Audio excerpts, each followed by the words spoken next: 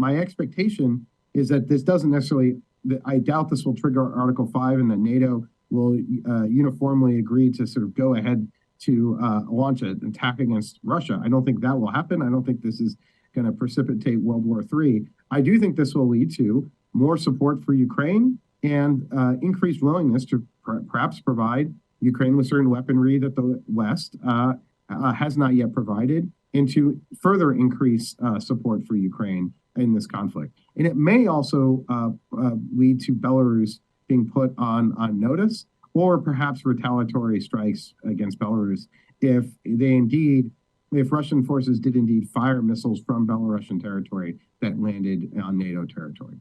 And there is a step below Article 5, Article 4, where I think that's likely where we may see Poland, initiate, which would indicate that Poland feels that it is threatened. And this is definitely the case.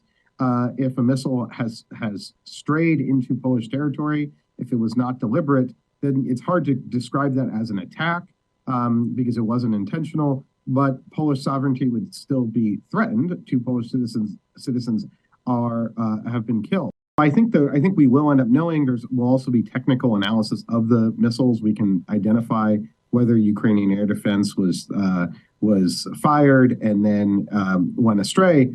But I think no matter what, Russia is going to be responsible, right? Russia is firing cruise missiles into Ukrainian territory, and if Ukrainian air defense did go askew, as the Russians are alleging, which I don't think is quite believable in many respects, but if it did, then at the very least, it is Russia responsible because they're the ones attacking a foreign country and firing missiles at a sovereign state.